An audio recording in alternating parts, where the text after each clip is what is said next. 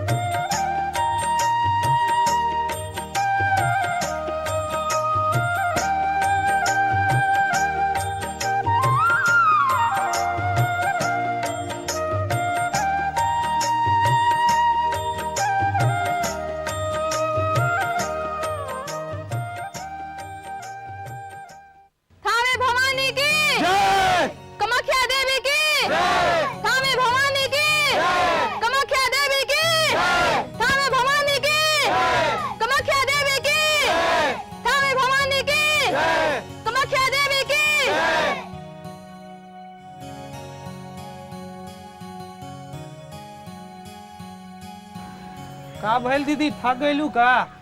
अरे हाँ हो, अब हमरा से नहीं के चलल जात। साचो हमें बहुते दूर बा। दीदी हो माई के नाम ला सब थकान दूर हो जाए। अरे का खड़ा बड़ा बैठा ना, तनी तू सुस्ता ला। दब पानी दब, बड़ी जोर से हमरा प्यास लागल बा।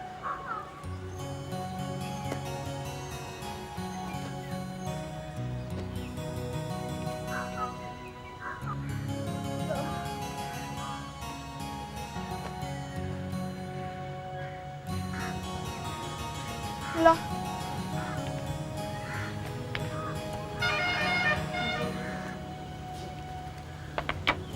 दीदी वो पानी पी ले लू ना, तो रसू भगतिया वाला गीतिया सुनाई दो। हाँ सुना। तारा मुझसे बड़ा अच्छा लगला तो सुना।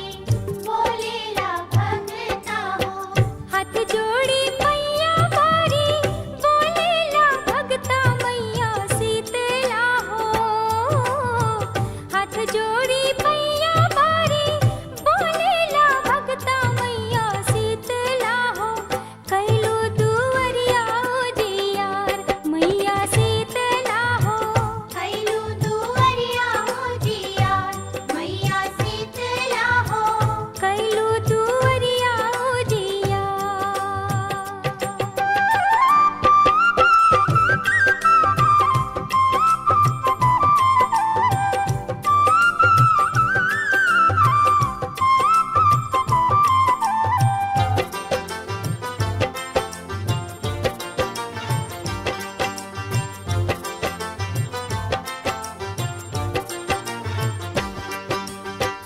कहवा बैठाई मैया काले खियाई हो कहवा बैठाई मैया काले खियाई हो कहवा बैठाई देवी काले खियाई मैया दुर्गा हो कहवा बैठाई देवी काले खियाई मैया दुर्गा हो धन कैलू जिंदगी हमार मैया दुर्गा हो धन कैलू जिंदगी हमार मैया दुर्गा हो धन कैलू जिंदगी हमार।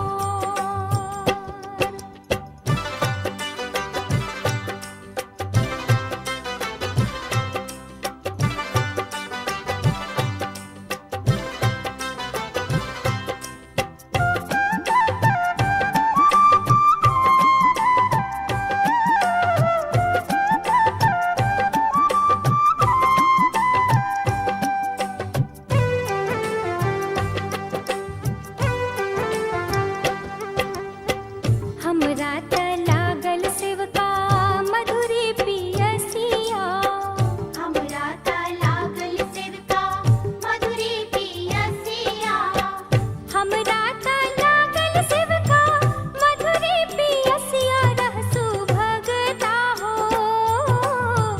हमरा त लागल सेवका मधुरी पियसिया रहसु भगता हो छक भरी पनिया दा पिया रहसु भगता हो छक भरी पनिया दा पिया रहसु भगता हो छक भरी पनिया दा पिया पनिया पियत हो मंजुल मैया जुड़ैली अपना भगता के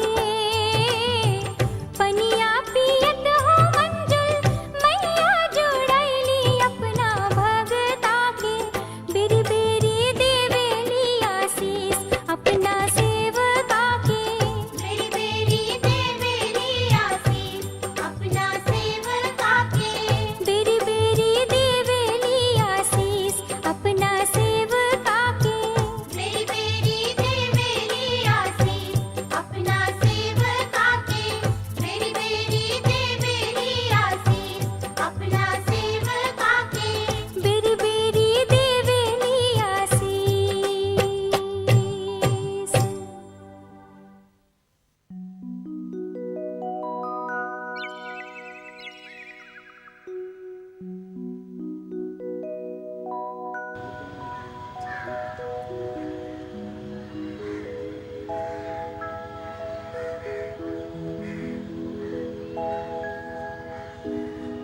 बाबा ई सब लोग थावे जाता अपने के ना चले का बाबा?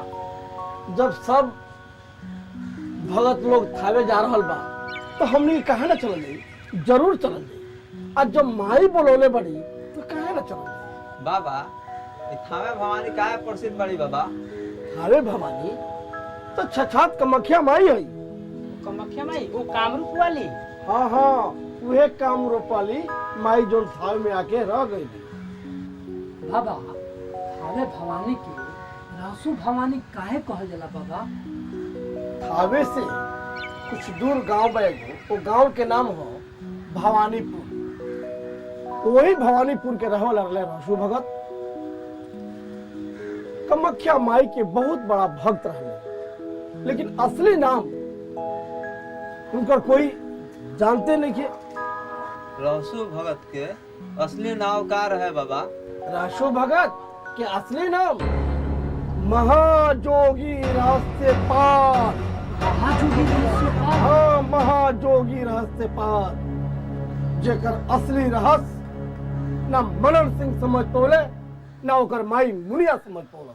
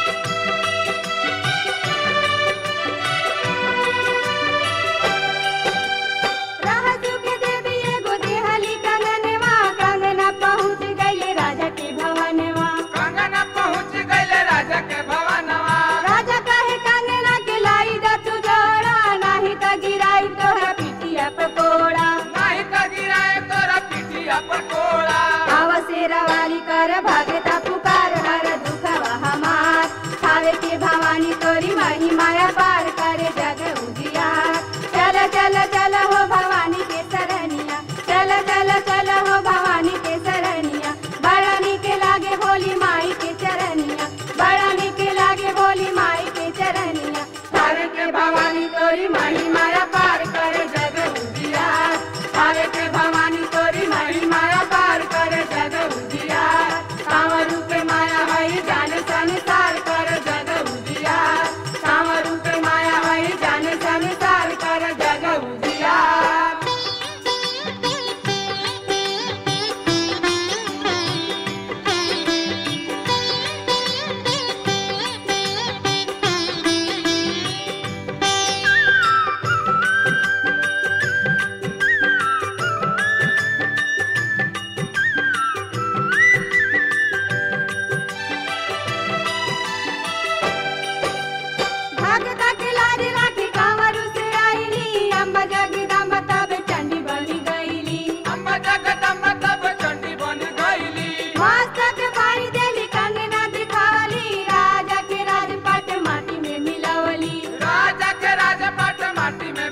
वाली काली महाकाली बनी कैली संगार माई बड़ी जरीदार कांवरू के माया है जाने संसार करे जग उजियार चल चल चल हो भवानी के सरनिया चल चल चल हो भवानी के सरनिया बड़ा निके लागे भोली माई के चरनिया बड़ा निके लागे भोली माई के चरनिया तावे के भवानी तोरी माई माया पार कर जग उजियार तावे के भवानी तोरी माई माया पार कर जग उजियार कांवरू के माया हई जाने संसार कर जग उजियार कांवरू के माया हई जाने संसार कर जग उजियार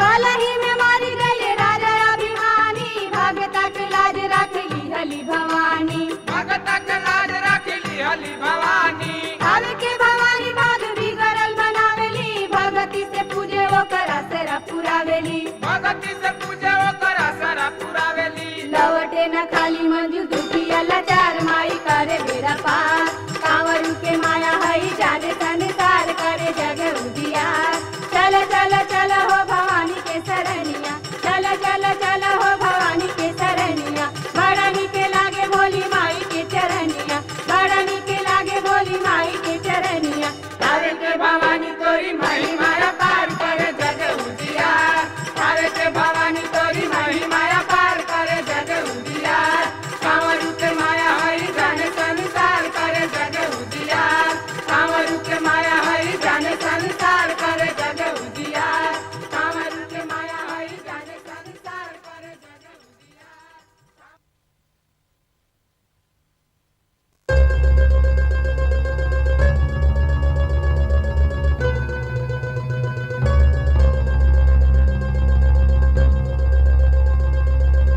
मुनिया ये मुनिया कौन है बाबा? दुनिया चमारिन रहे चमारिन रासु भगत के कुंवारी माई रहे हाय रे मुनिया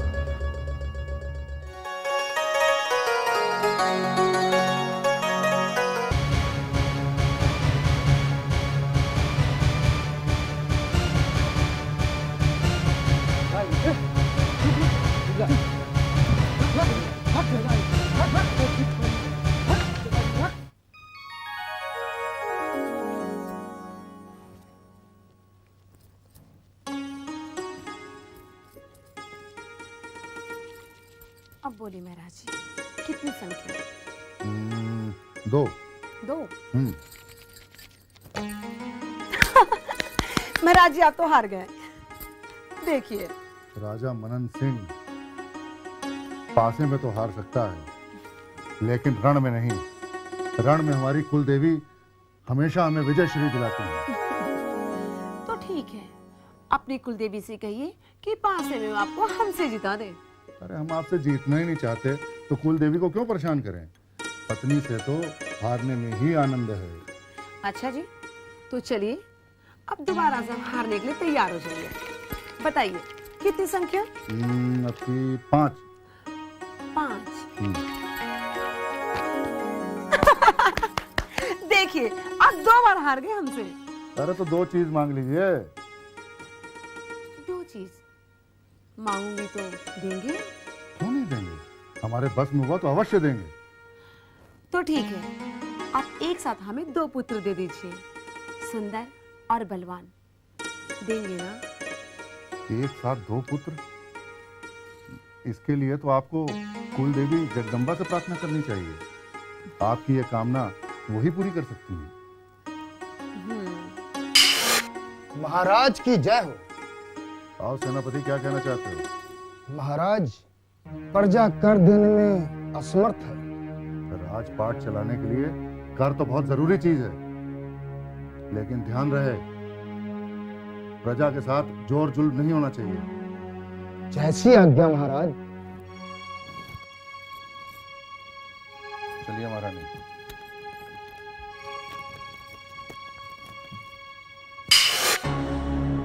कि ये आंखें मुझे बहुत चुभती है महाराज, बहुत चुभती है आपकी आंखें। आगे आगे देखिए क्या होता है।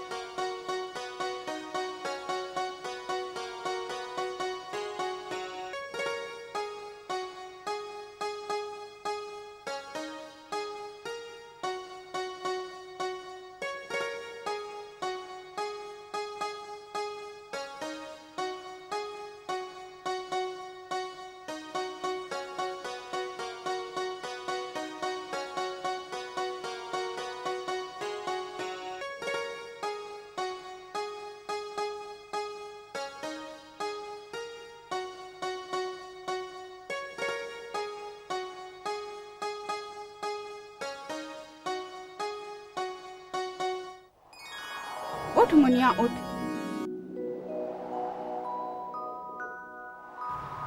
मैं तेरी अनन्य भक्ति से प्रसन्न हूँ। माई माई राउत दर्शन पाके तो हम धन्य हो गए नी, सफल हो गई जिंदगी हमार। मांग मुनिया मांग, क्या मांगती है?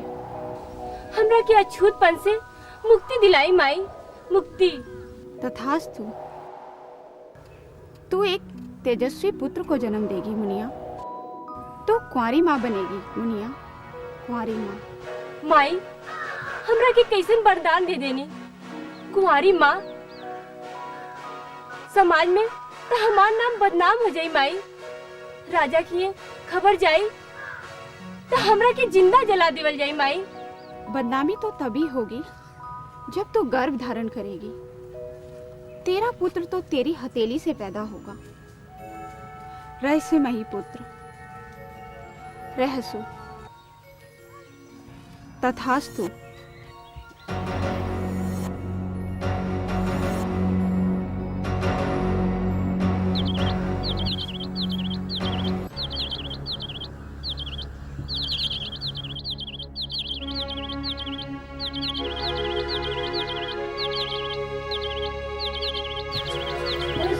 सुन लो, बुझाता ये धरती पर मैया जगदम्बा के चरण पड़ल बा। यहाँ माई आई रही है। भवानीपुर धन हो गई, भवानीपुर धन हो गई। ये खुशबू, ये उजाला, ये धरती के नाव, यहाँ माई आई रही है।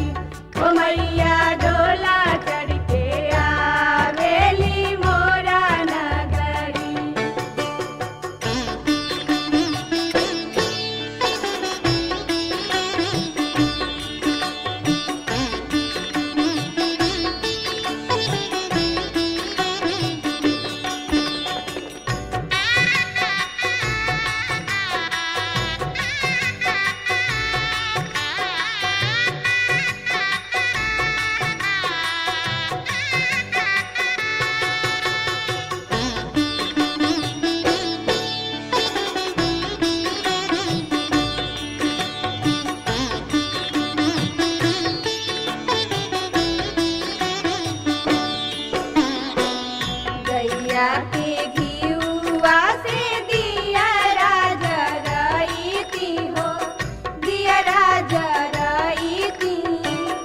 गैया के घिउआ से दिया राजा रईती हो, दिया राजा रईती। जाहु हम जनती आइबू मोरा नगरी, हो आइबू मोरा नगरी। मैया लाले लाले चूड़ी ला रंगैती चुनरी, हो रंगैती चुनरी, हो रंगैती चुनरी। हो मैया जोता वालिया बेली मोरा नगरी, हो मैया डोला चढ़ के आवेली मोरा नगरी।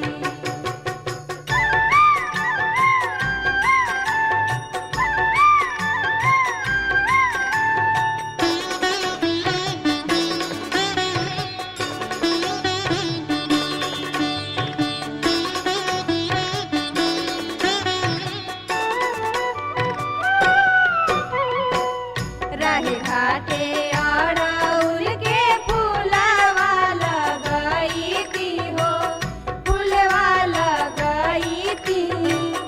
रहे घाटे अड़उल के फूलवा लगईती हो, फूलवा लगईती। जाहु हम जनती आइबू मोरा नगरी, हो आइबू मोरा नगरी। मैया बेली फुलवा तोहरो सजैती झलरी, हो सजैती झलरी, हो सजैती झलरी। हो मैया शेरा वालिया बेली मोरा नगरी, हो मैया डोला चढ़ के आवेली मोरा नगरी।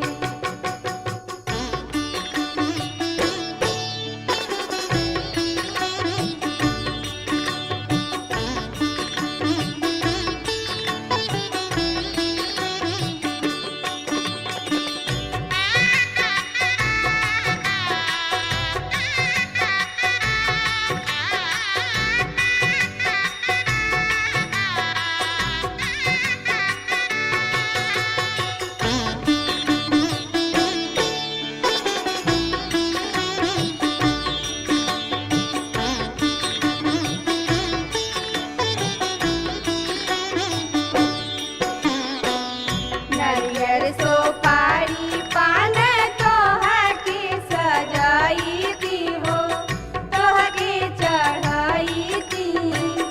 नरियर सोपारी पान तोहा के चढ़ाईती हो, तोहा के चढ़ाईती। जाहु हम जनती आइबू मोरा नगरी, हो आइबू मोरा नगरी। हो मैया राधा मंजुल देखी के जुड़ैती नजरी, हो जुड़ैती नजरी, हो जुड़ैती नजरी। हो मैया भोली भालिया बेली मोरा नगरी। हमरो जगदम्बा मैया बड़ी दुलारी, हो मैया बड़ी दुलारी। हो मैया डोला चढ़ के आवेली मोरा नगरी, हो मैया डोला चढ़ के आवेली मोरा नगरी। हो मैया दुर्गा कालिया बेली मोरा नगरी, हो मैया जोता वालिया बेली मोरा नगरी। हो मैया शेरा वालिया बेली मोरा नगरी, हो मैया भोली भालिया बेली मोरा नगरी।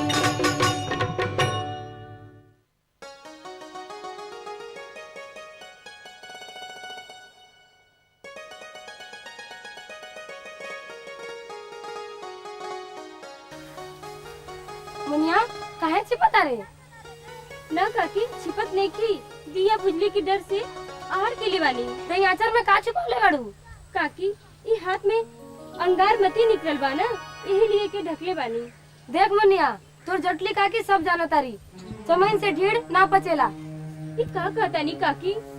हम जाना तानी माई जगदम्बा की कृपा तोरा पर हो गइल बा। काकी जब तू सब जाना तारू तो हमरा मदद करा काकी, हमरा मदद करा। मुनिया, माई हमरा सपना में आयल रही, आ हमरा से सब बता के गई। अब तोर रक्षा कइल हमार धर्म बा।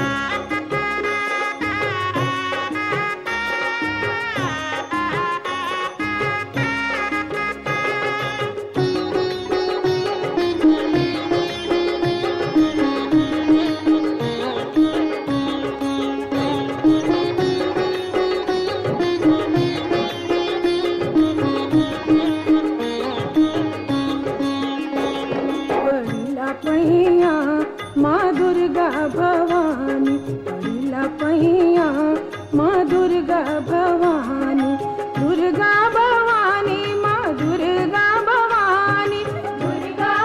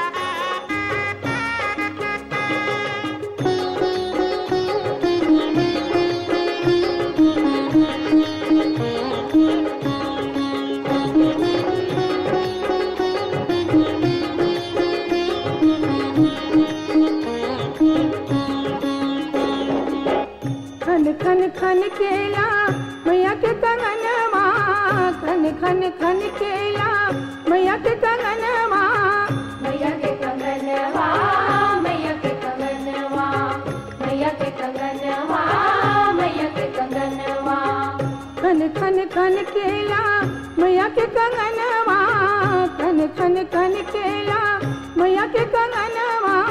भक्तन मुदित मैया, भक्तन मुदित मैया, कल्याणी कल्याणी पहिला पैया माँ दुर्गा भवानी, पहिला पैया माँ दुर्गा भवानी।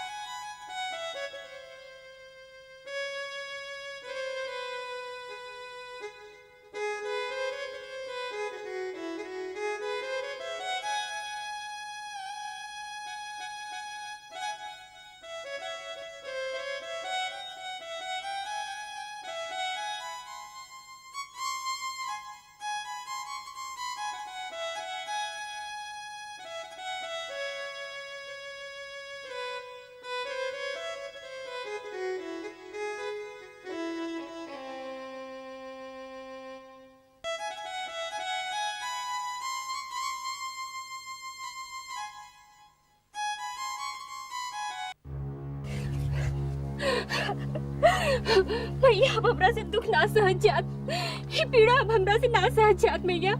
हमरा दुख हर ली मैया, हमरा दुख हर ले, हमरा दुख हर ली मैया। दया करे मैया, दया करे, दया करे, दया करे।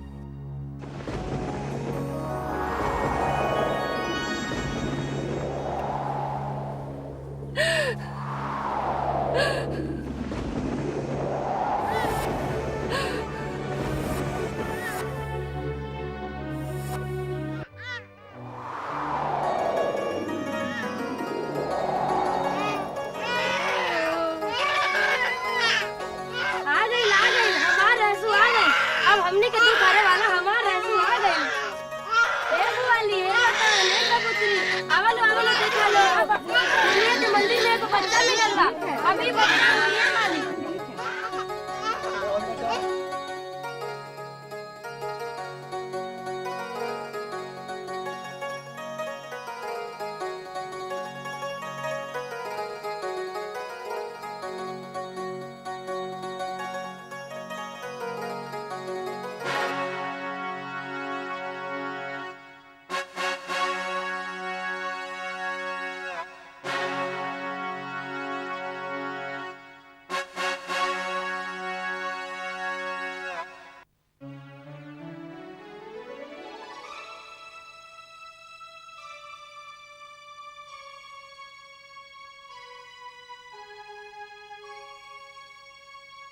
महाराज, अब बहुत ज्यादा परेशान दिख रहे हैं मुझे। हमारी परेशानी का कारण ये सेनापति है। हमें हमारे जासूसों ने बताया है कि ये प्रजा के साथ बड़ी जोर जबरदस्ती करता है। तो ऐसे सेनापति को हटा दीजिए आप यहाँ से। इस वक्त तो हम ये भी नहीं कर सकते। सारे पासे उल्टे पड़ रहे हैं, हर तरफ से अशुभ संकेत आ रहे हैं। पता नहीं हमारे राज्य को किसकी नजर लग गई। धैर्य रखिए महाराज जी, माँ जगदम्बा है ना, वो सब ठीक कर देंगी। चलिए आप थोड़ा विश्राम कर लीजिए। आइए।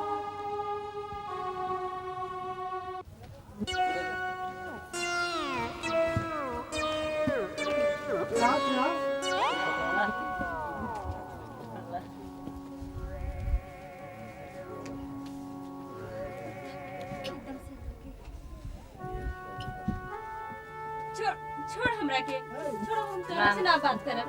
अब हमरा के छुइए मत। हम तारा से बात ना करम जा। काहे? ते काहे न करबे? गांव के लड़का चिल्लाओ रसन कि ते बिना बाप के लड़का है। बताओ हम बाप के ह? जानत बाड़े? तुम माई बाप की है? माँ जगदम्बा बानी। हमार माई जगदम्बा ही कैसे माई? जा, कामरूप चल जा, कामाख्या माता तोरा के सब बता दी है। जा बेटा, जा। अच्छा माई, जा। रुक रुक, यहाँ बैठ। यहाँ तरह से।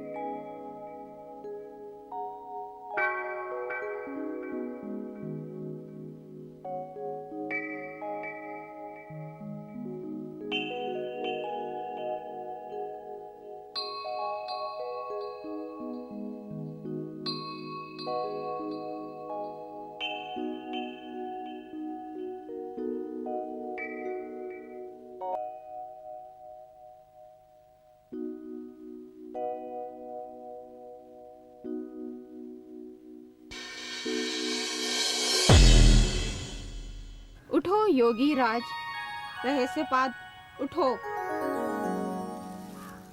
तुम्हारी तपस्या पूर्ण हुई।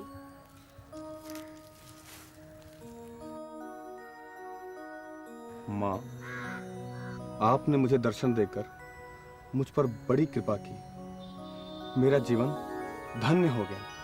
क्या मांगते हो? मांगो। कुछ नहीं माँ, मुझे कुछ नहीं चाहिए। बस मुझे इतना बता दें कि मैं किसका पुत्र हूँ, मेरे पिता कौन हैं। ये समय कुछ पूछने का नहीं पुत्र, कुछ करने का है। तो मेरे लिए क्या आदेश है माता? पुत्र, अपनी जन्मभूमि थावे जाओ, अपनी धरती का उद्धार करो, भूखे नंगे गरीब लोगों की मदद करो। तुम्हारी जन्मभूमि तुम्हें पुकार रही है। परंतु माँ, मैं ये सब कैसे कर पाऊंगा? मेरा आशीर्वाद सदा तुम्हारे साथ है। तो जो चाहेगा वही होगा।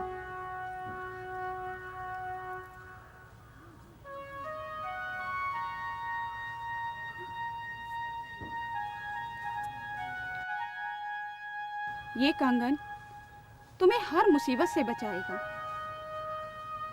मैं हर पल तुम्हारे साथ हूं पुत्र।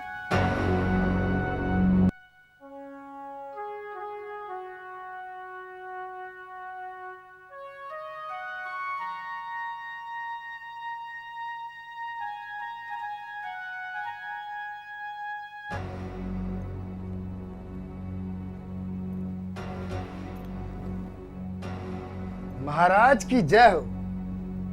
हाँ सेनापति, बताओ क्या कहना चाहते हो? महाराज, व्यापारियों के गोदाम भी खाली हो चुके हैं। आप जानते हैं सैनिकों को खाना तो खिलाना होगा महाराज। प्रजा को भी खाना खिलाना होगा। निस्संदेह महाराज। इस भीषण अकाल में न अन्न है न पानी। पता नहीं ये इंद्रदेव क्यों इतने रुष्ट हैं।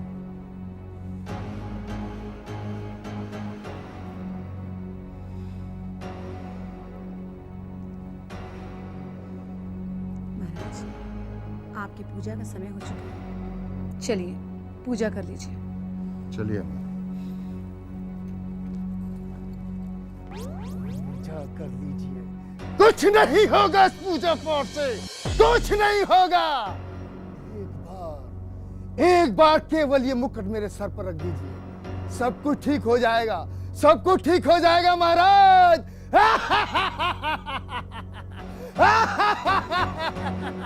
सब कुछ ठीक हो जाएगा।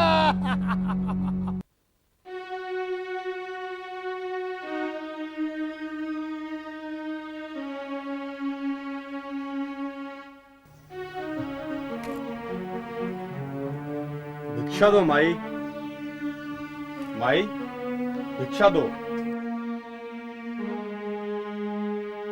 फेरा करी जोगीराज, घर में कुछ नहीं खे। सबसे पहले तुम्हारे घर आया हूँ माता, कुछ तो दो। का दी जोगीराज, अन्न की एक दाना नहीं खे, झूठ नहीं खे बोला, सच। घर खाली बा। हमारी झोली भी खाली है। जोगी की झोली खाली रह सकती है, परंतु माई का घर तो कभी खाली हो ही नहीं सकता।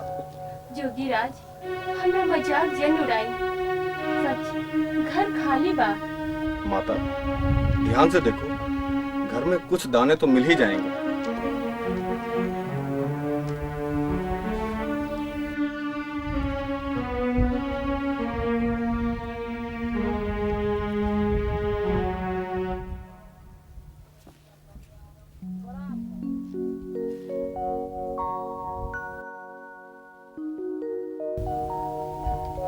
यह तो बहुत है माता, अब अन्न तो दे दिया, थोड़ा सा जल पिलाओ, बहुत जोर से प्यास लगी है। जोगीराज, ये राज में अकाल पड़ल बा, न अन्न बा न पानी बा। हम तो अछूत बानी, दूर से पानी लावे के पड़ेला। अब पानी रहबो करन तो हम तो के ना पियवती। सो काहे माता? अछूत के हाथे पानी पिया के जोगी के धर्म नष्ट ना हो जाए का? जिस राज्य का राजा अत्याचारी और पापी होता है, उसी राज्य में अकाल पड़ता है। और वो राजा तो महापापी है, जिसके राज्य में माता को अछूत समझा जाता है। चुप रही जोगीराज, चुप रही। राजा के क्यों सोनी सुन ले तो बहुत जुल्म हो जाए। माता को अछूत समझा जाए, इससे बड़ा जुल्म और क्या होगा? अगर तुम अछूत हो तो ये धरती मैया, ये गौ माता, ये गंगा मैया सब अछूत है। चुप रही जोगीराज, चुप रही। शबरी का जूठा बैर खाकर भगवान श्री राम अछूत नहीं हुए। जामवंती से विवाह कर भगवान श्री कृष्ण अछूत नहीं हुए। डोम की नौकरी कर राजा हरिश्चंद्र अछूत नहीं हुए। फिर तुम कैसे अछूत हो गई? मैया जगदम्बा की भक्तिन और अछूत? आश्चर्य, घोर आश्चर्य।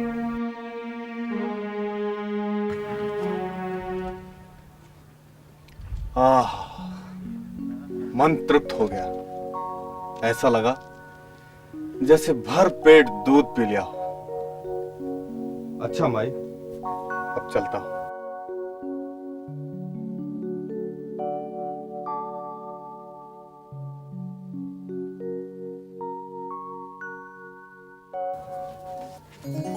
बोलिया तुम्हार बेटा रहसू आ गई। हमार बेटा रहसू? सच्चू काकी हमार बेटा? चल पगली, वो जोन जोगी के भेज दे के आई रहला वो तोहरे बेटा रहसू रहला। हां हमार बेटा रहे। देख अब दुख जाई असु खाई। चल। हां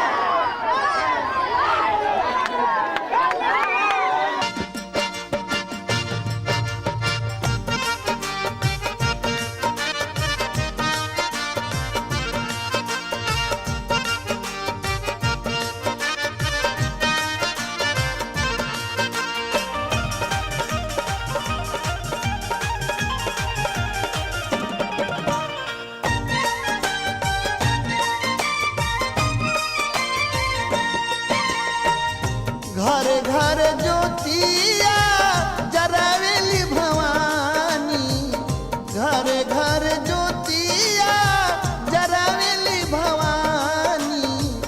जोरिया बन के आवे ली हो मैया दुर्गा, जोरिया बन के आवे ली हो मैया दुर्गा। अनहरिया के भगावे ली हो मैया दुर्गा, अनहरिया के भगावे ली हो मैया दुर्गा।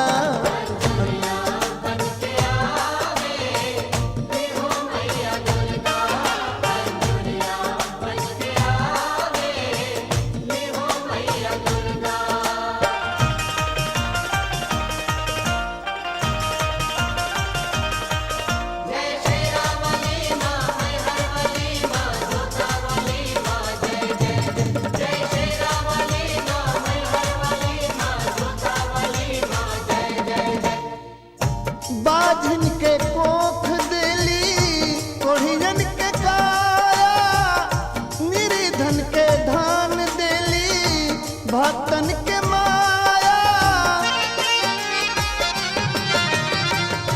बाझिन के कोख देली कोढ़ियन के काया, निर्धन के धान देली भक्तन के माया।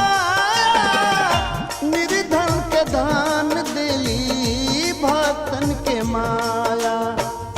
अनहरन के आँख देली गूंगन के बुलावेली, अनहरन के आँख देली गूंगन के बुलावेली। कि नहीं बरिसावे ली हो मैया दुर्गा।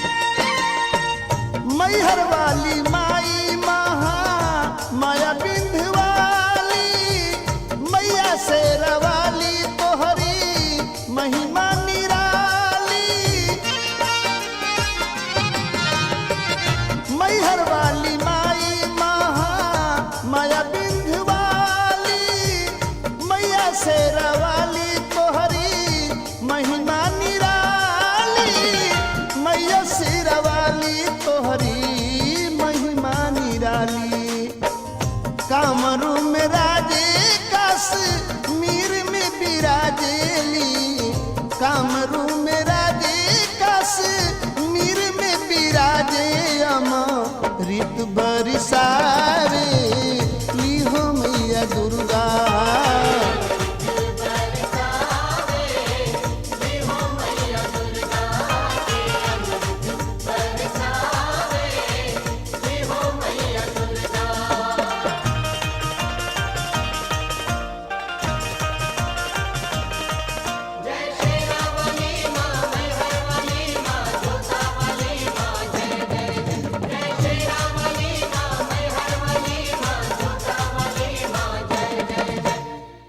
गौरा पार्वती बनके ममता लुटावेली, चंडी महाकाली बनके धरती कपावेली। गौरा पार्वती बनके ममता लुटावेली, चंडी महाकाली बनके धरती कपावेली। चंडी महाकाली बनके धरती कपावेली, पाप के जरावेली धर्म के बचावेली। पाप के जरावेली धर्म के बचावेली, जगत के जियावे ली हो मैया दुर्गा।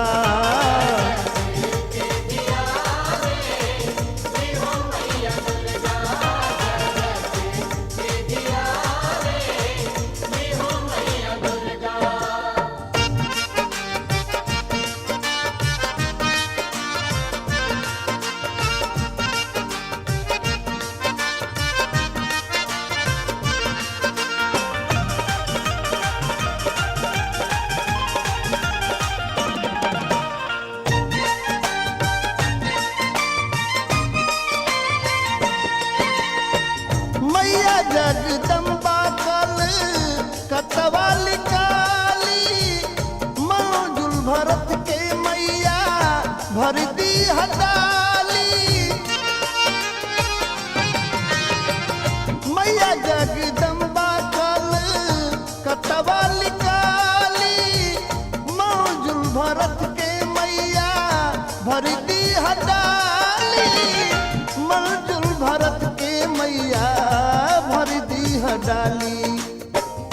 अन्न धन बढ़ावेली कि जस न बढ़ावेली। अन्न धन बढ़ावेली कि जस न बढ़ावेली, मनसा पुरावे ली हो मैया दुर्गा।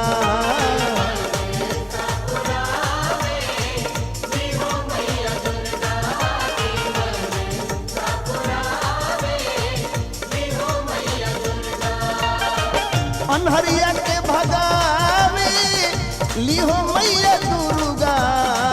अनहरिया के भगावे ली हो मैया दुर्गा। अजुरिया बन के आवे ली हो मैया दुर्गा।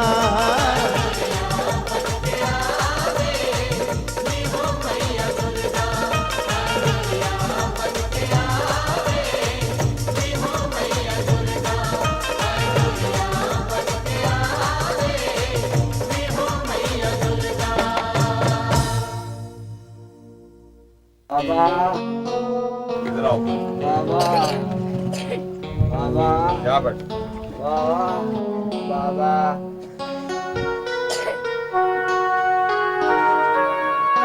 बाबा अब तो हमें लौके लागल। रउआ तो धन बानी बाबा, रउआ तो धन बानी बाबा।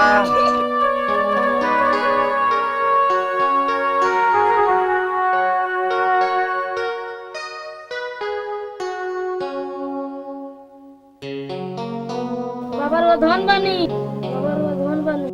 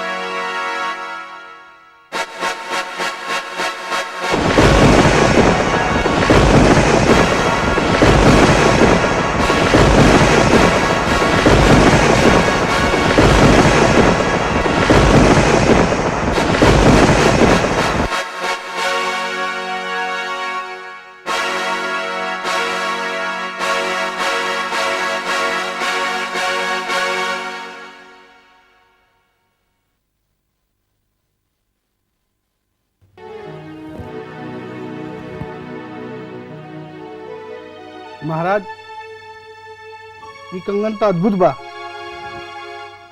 ई कंगन तो कोनो दूसर लोग का लागता महाराज। इसका मतलब है कि इसका जोड़ा नहीं बन सका?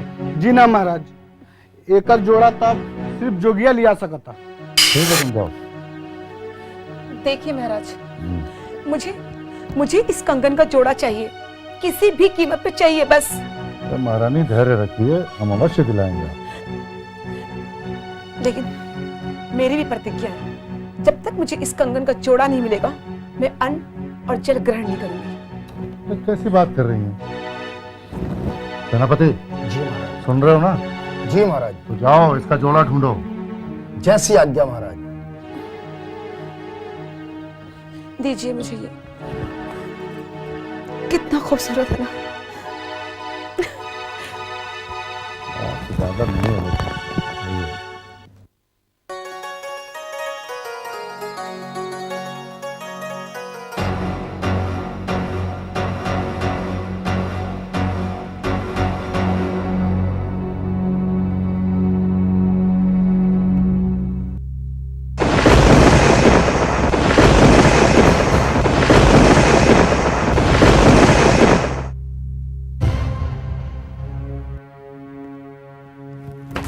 चल चल। अच्छा, तो यही है वो जोगी? जी महाराज। तो जोगी, बड़ा नाम सुना है तेरा, बहुत चमत्कार दिखा रहे हो। नाम क्या है तेरा? महायोगी रहस्यपात। रहस्यपात? हाँ महाराज, जिसका रहस्य कोई न समझ सके। मैं तेरा रहस्य अच्छी तरह समझता हूं जोगी।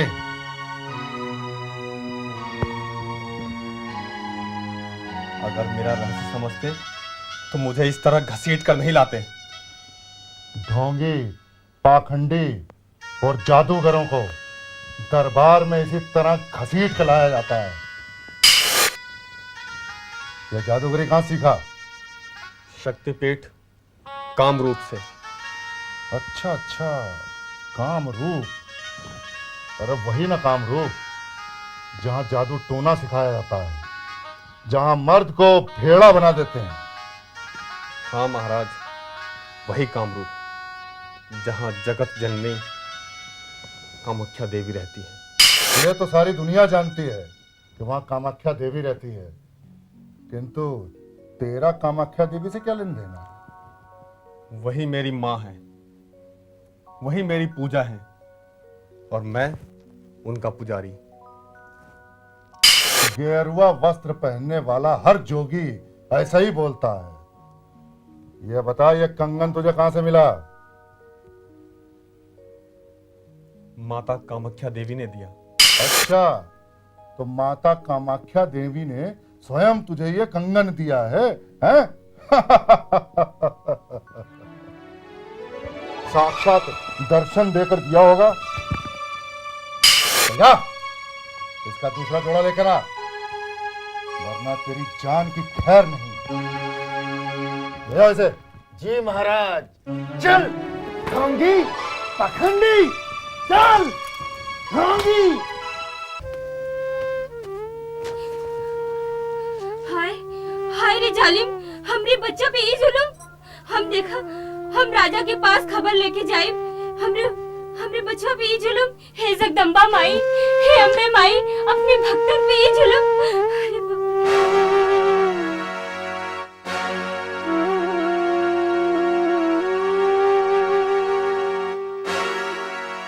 राजा के सिपाही अब कहने के ना सोई।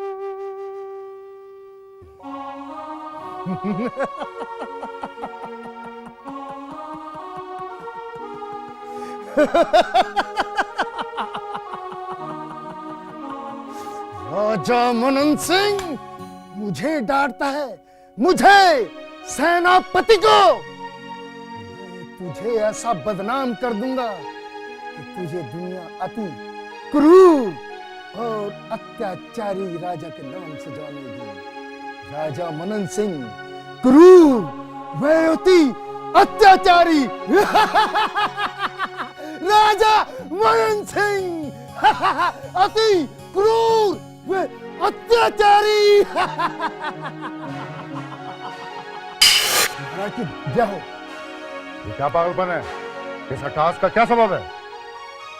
हाँ महाराज, मैं सचमुच पागल हो गया हूँ। और ऐसी स्थिति में कोई भी पागल हो सकता है महाराज। साफ साफ बोलो, क्या कहना चाहते हो? महाराज, एक अछूत आपका नाम और यश पूरा मिट्टी मिला रहा है महाराज, और प्रजा भी उसकी जय जयकार कर रही है महाराज। कौन है वो? यही महाराज, रहसु भगत महाराज। तो और भी अब चमत्कार करे जा रहा है। बागों से दौरी कराता है, कतरों से चावल निकलवाता है। अगर ऐसा है तो हम अवश्य देखने चलेंगे।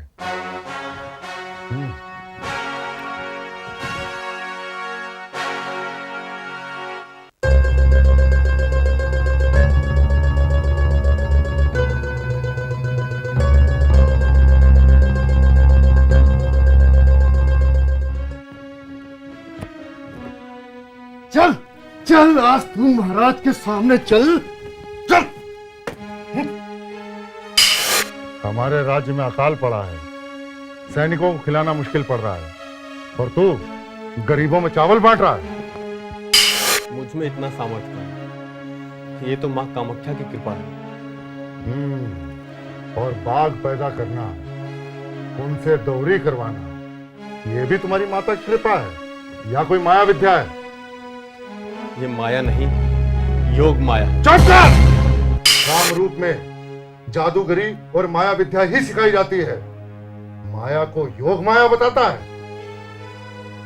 अब आप चाहे जो समझे महाराज, यह योग माया ही है महाराज। और माता जगदम्बा का दूसरा नाम योग माया ही है। जगदम्बा वो तो हमारी भी कुल देवी है, हमारे घर में भी नित्य उनकी पूजा होती है, किंतु देवी कभी हमें दर्शन नहीं देती। वो तो जगत जननी है, घर घर में उनकी पूजा होती है, हमारी भी कुल देवी है, परंतु वो सभी को दर्शन नहीं देती महाराज। हाँ, तो तेरा कहने का मतलब यह है जोगी कि देवी तुझे दर्शन देती है।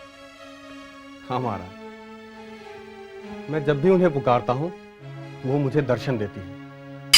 अगर ऐसा है तो हमें भी दर्शन करा उस देवी के। इन्हीं आंखों से दर्शन करेंगे महाराज। हाँ, इन्हीं आंखों से दर्शन करेंगे उस देवी के। आपकी आंखें उन्हें देख नहीं पाएंगी महाराज, उनकी जोत से फूट जाएंगी। चुप! हमको डराता है? राजा मनन सिंह किसी से डरने वाला नहीं।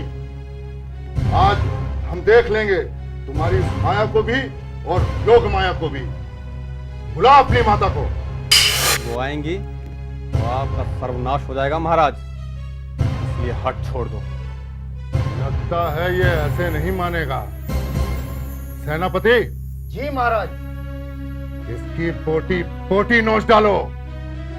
अगर माता है तो अपने भक्त को बचाने जरूर आएगी।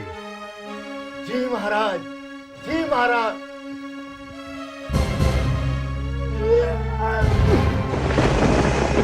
ठीक है महाराज, मैं देवी का आह्वान करता हूं।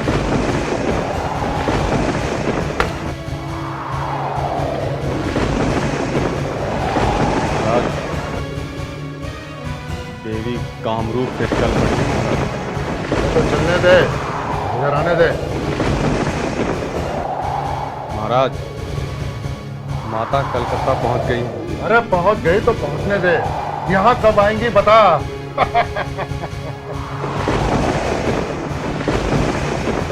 देवी पटना पहुंच चुकी है महाराज। नाटक बंद कर जोगी, अगर तेरी माता है तो उसे बुला। आज तेरी माया का अंत होगा। तुम्हारे सर पे काल सवार है, तुम्हारा अंत निश्चित है। मां आमी पहुंच चुकी है, अभी भी समय है, सोच लो। सोच लिया, बुलाओ उस देवी को।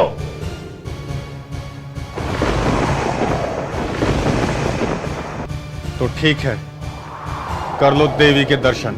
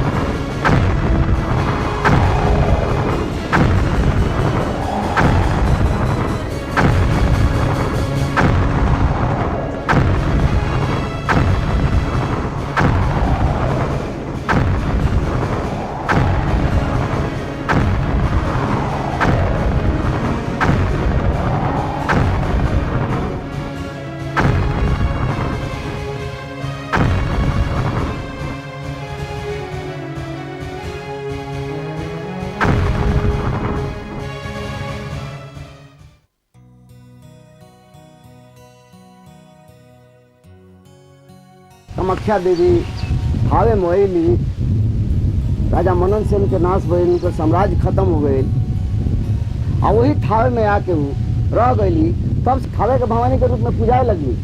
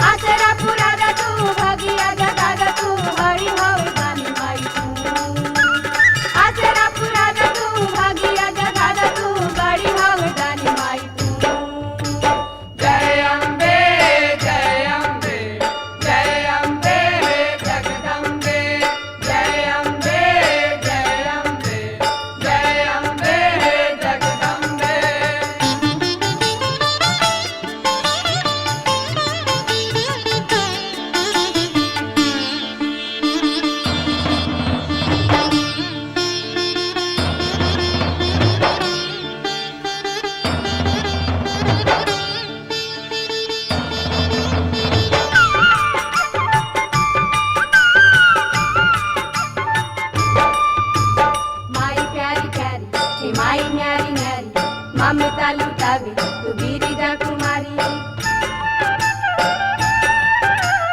माई प्यारी प्यारी है माई न्यारी न्यारी, ममता लुटावे तू गिरिजा कुमारी, तू गिरिजा कुमारी। माई प्यारी प्यारी है माई न्यारी न्यारी, ममता लुटावे तू गिरिजा कुमारी।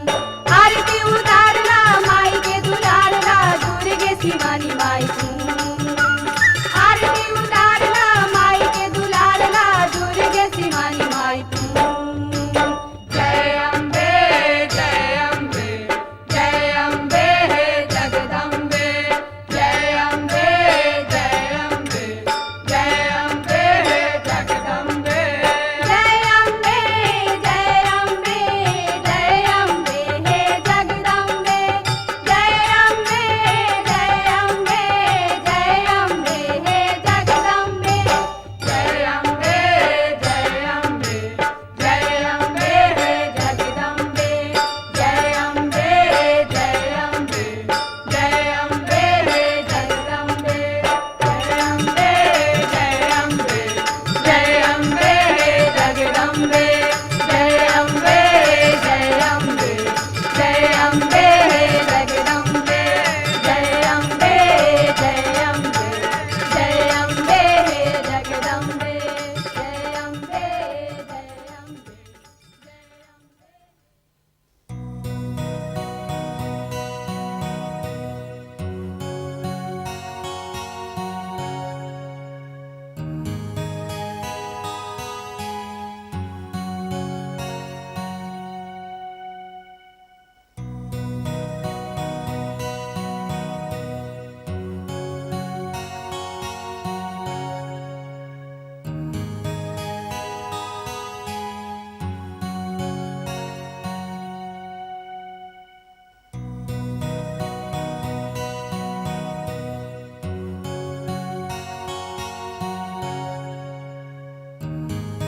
अच्छा ये राजमहल जौन बा खंडहर हो गइल बा, तो ये तो घटना हजारों वर्ष पहले के बात हो।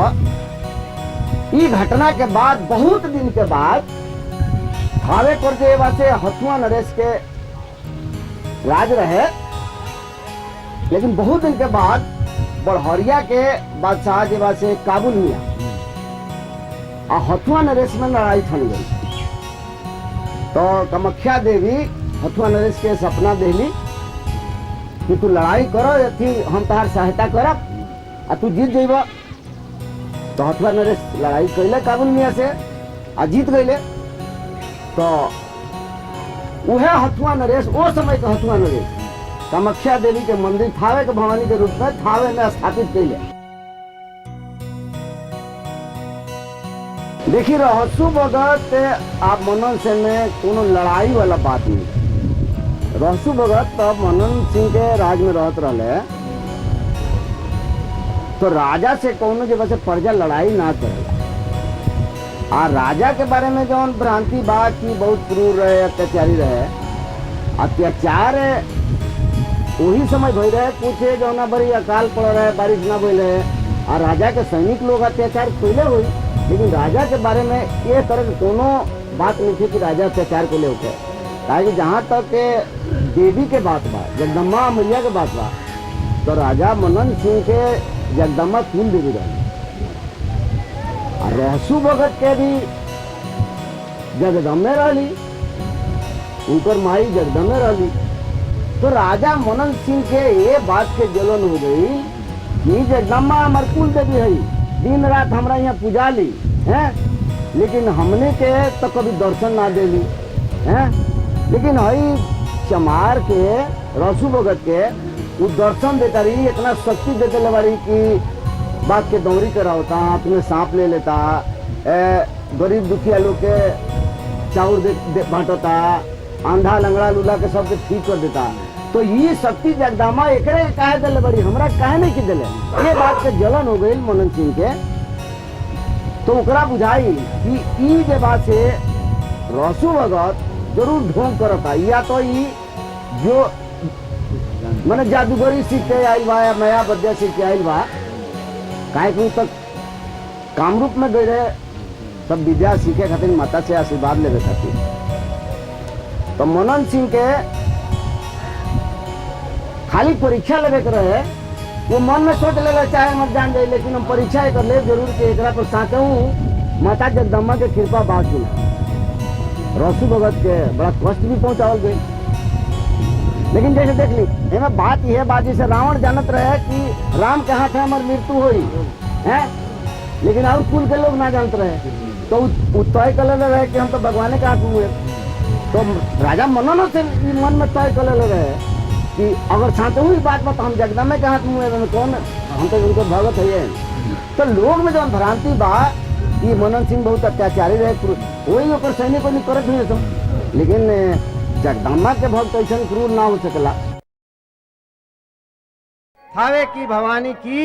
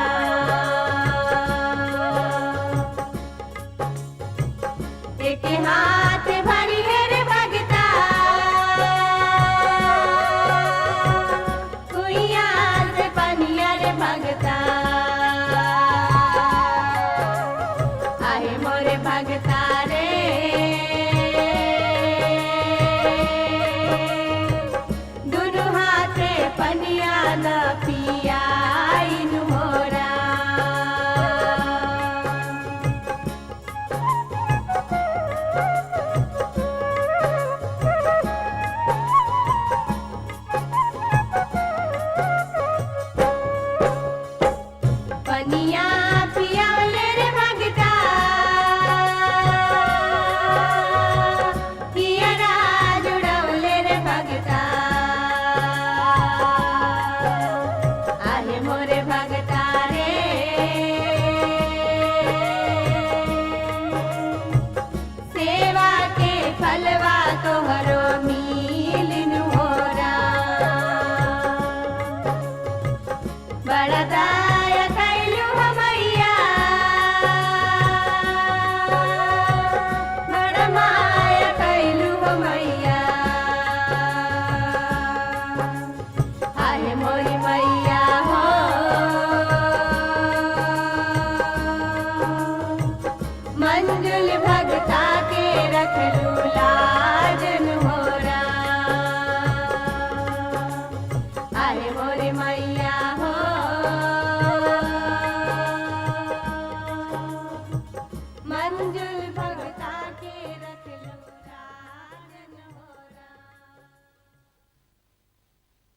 ओजा जहाँ मैया हवे भवानी बाड़ी वही जा रसू भगत के मंदिर बा,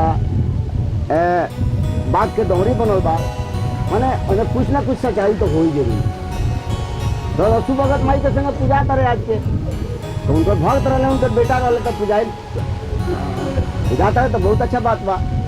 आई पुरान जो माहौल ढहल बा हवे मंदिर के सामने, तो बहुत लोग ये कहला आके कि ई मनन सिंह के माहौल ढहल बा उस जमाने के। अरे मनन सिंह के राज हजारों वर्ष पहले रहे, जो कोनो इतिहास प्रमाणित नहीं। जितना धन्य धान जे बा से मिलल बा हथुआ नगर के, सब देविये की कृपा से भइल बा। अभी जे बा से वर्तमान में जो हथुआ पैलेस बा देखी, ओकर महाराज माने मृगेंद्र प्रताप शाही MP शाही माई के भक्त हुई, उनका वहाँ के तो पूरा परिवार भक्त था। आ पहिलका पूजन जे बा से माई के जगदम्बा के हथुए नरेश करी ले, पहिलका प्रसाद हथुए नरेश के हो जाला। सब वहाँ के पुजारी बहाल के बनी, 2 क्विंटल जे बा से चांदी के छत्र चढ़ोले बनी।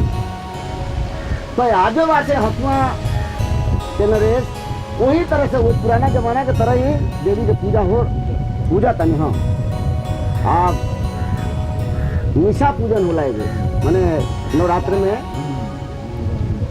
ओमे बलि कहला। तो आज देखी कि भक्त लोग दान देता, सरकार अनुदान देता। ये भी यहाँ थी गोपालगंज जिला में कलेक्टर आता है, योगदान देता। अभी वर्तमान में मुरलीधर राय जी कलेक्टर बनी, हमारे बहुत ज्यादा योगदान दे रहा बनी कि थावे धाम के और विकास हो। तो थावे धाम के विकास खातिर तो हमें के सब आदमी के मिल के सहयोग करे के चाहिए। तो यही साथे बोल दी, मैया थावे वाली की, मैया जगदम्बा की। और चले के मंदिर में भजन सुनल जाए, जय हो मैया थावे वाली, जय हो मैया जगदम्बा।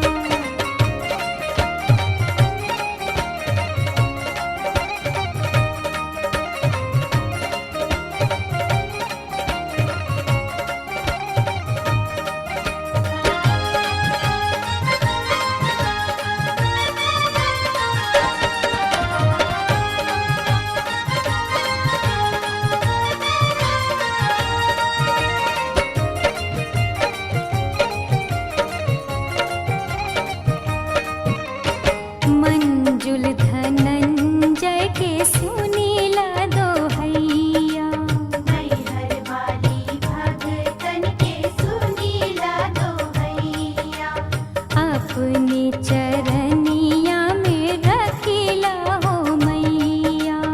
अपने चरनिया में रखिला हो मैया। हम त जन्म से तोहरे पुजरिया, हम त जन्म से तोहरे पुजरिया, कर दो बेड़ा पार मैया दुर्गा। हे मैया दुर्गा, चम चम चम चम चम के तोहर दुआ। मैया दुर्गा, चम चम चम के मैया तोहर लीला। हो मैया दुर्गा, गम गम गम के मैया तोहर दुआ। माथे पे सोवे लाल लाल टिकवा, माथे पे सोवे लाल लाल टिकवा, लाल चुनर चटकार मैया दुर्गा। हे मैया दुर्गा, चम चम चम चम चम के तोहर दुआ। मैया दुर्गा, दम दम दम के मैया तोहर लीला। मैया दुर्गा, दम दम दम के मैया तोहर लीला। मैया दुर्गा, दम दम दम के मैया तोहर लीला। हो मैया दुर्गा, गम गम गम के मैया तोहर दुआ।